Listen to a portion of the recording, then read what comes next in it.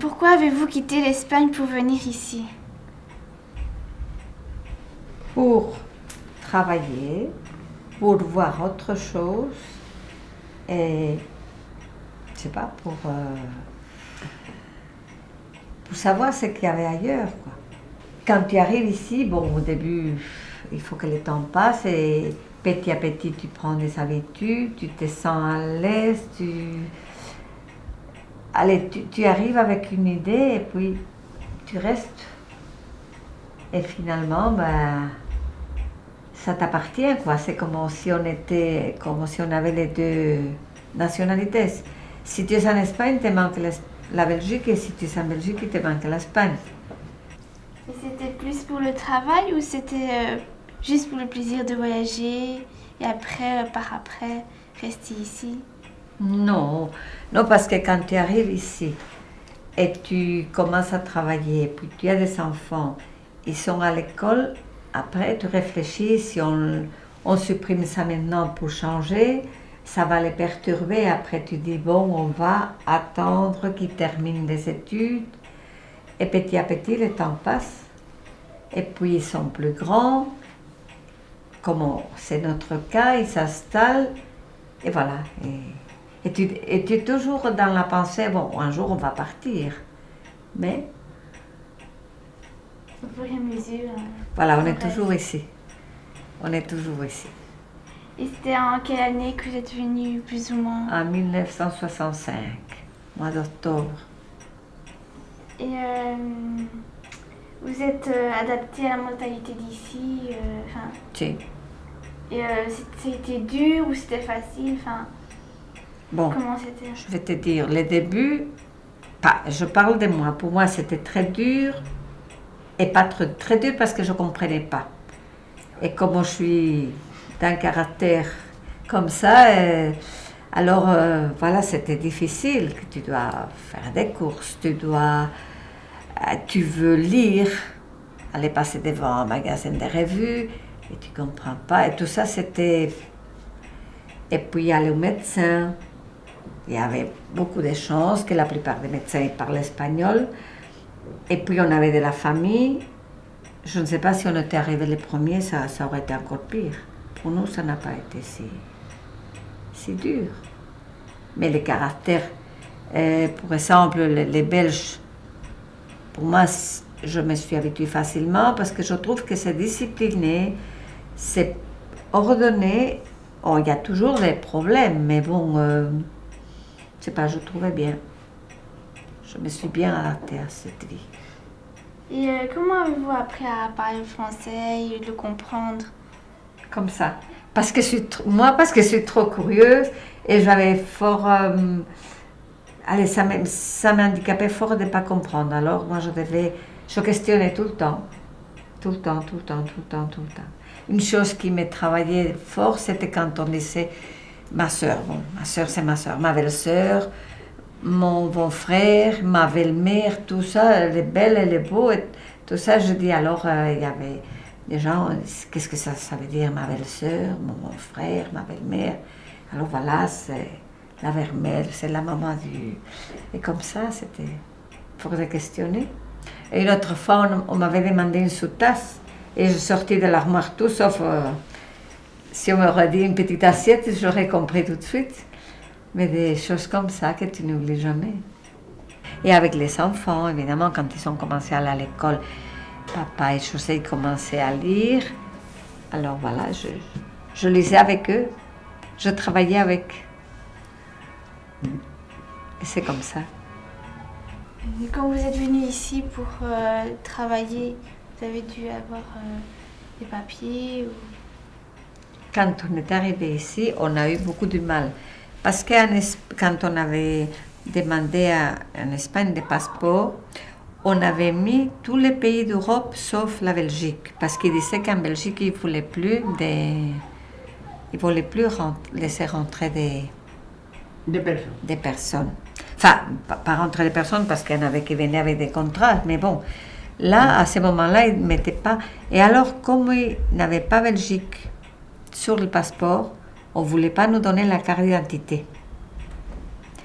Et pour qu'il mette ça, il faut que d'abord trouve un travail. Et il a mis très longtemps à trouver un travail parce qu'il avait été hospitalisé. Il avait été malade, il avait été hospitalisé. Et alors, bon, ça... on est rentré ici au mois d'octobre et c'est en février qu'il a commencé à travailler. Et quand il a commencé à travailler, il a commencé dans un garage. Puis on ne voulait pas donner le permis de travail parce que le salaire qu'il gagnait, il gagnait trop peu par rapport à sa catégorie. Il avait une catégorie de mécanicien, mais le salaire ne correspondait pas. Alors le ministère, il n'acceptait pas ça non plus. Et le patron, il ne voulait pas augmenter le salaire. Alors il y avait un monsieur que je ne sais pas pourquoi on nous a écrit et on nous a demandé d'aller là, c'était rue j'étais derrière l'avenue Louise. Si c'est l'avenue Louise. C'était un curé italien. Il a arrangé les permis de travail. Et c'est lui qui nous a arrangé les permis de travail. Et moi, au début, j'ai travaillé dans une maison de repos avec des vieilles personnes, mais bon, ça a été quoi. Mais c'était comme ça. Mais le plus difficile, ça a été d'avoir un permis de travail. Parce qu'une des fois qu'il s'est promené, la police l'a arrêté, il lui avait donné une invitation à quitter le pays. Puisqu'il n'avait pas on n'avait pas de carte d'identité.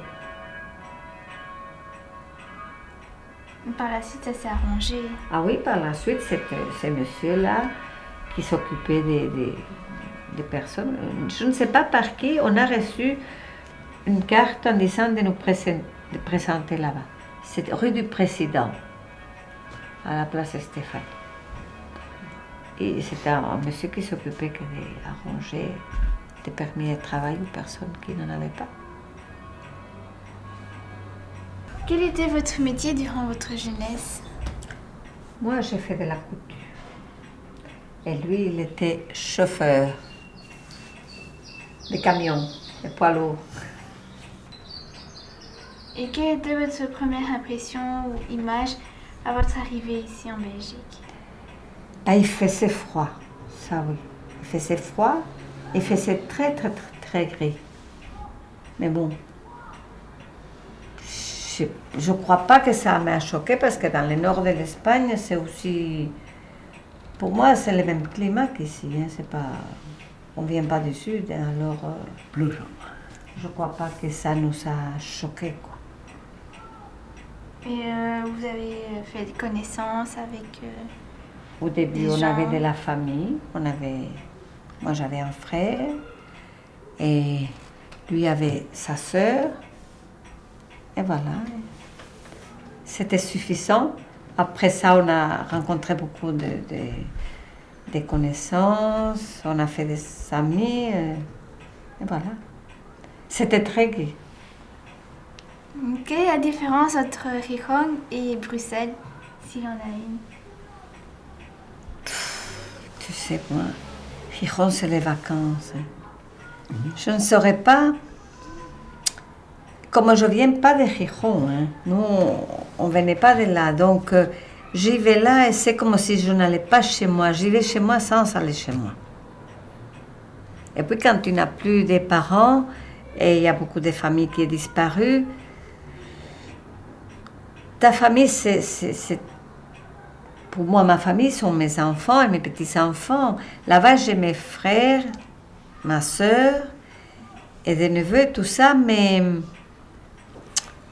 je ne sais pas expliquer. C'est pas comme quand tu vas chez tes parents. Quand tu vas chez tes parents, c'est différent. Alors, c'est comme si tu allais chez toi. Alors, une fois que tu perds tes parents, c'est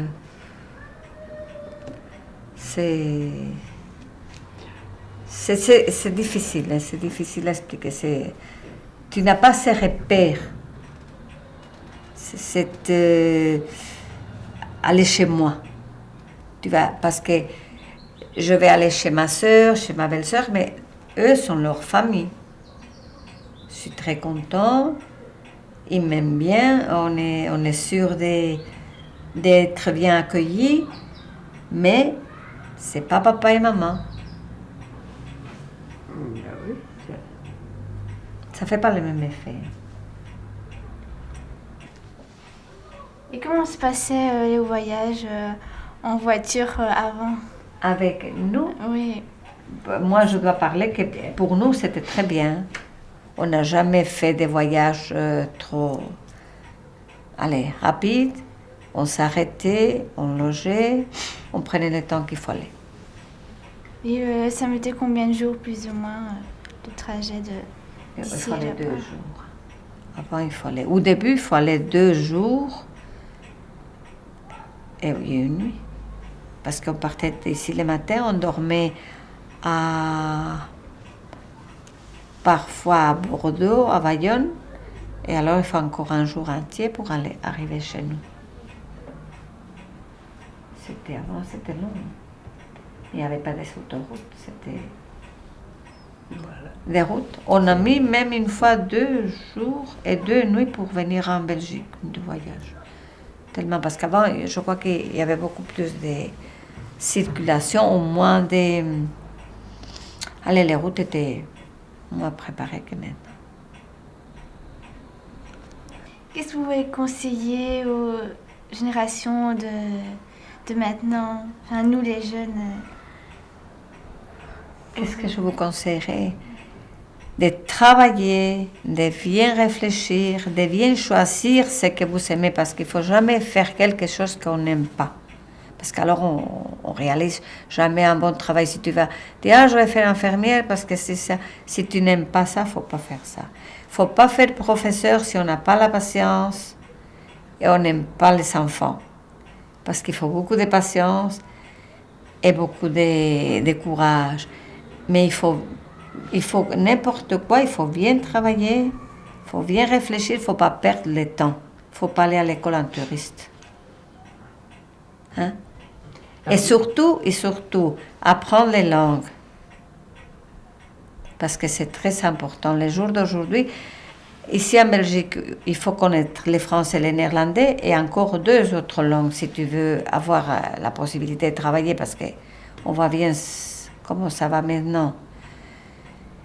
Et écouter les personnes qui donnent des bons conseils, parce que je crois qu'on sait toujours quand on te conseille bien, on te conseille mal. Oui, pour réussir, c'est travailler bien tout ce qui Mais il faut bien réfléchir, il ne faut pas prendre les choses à la légère.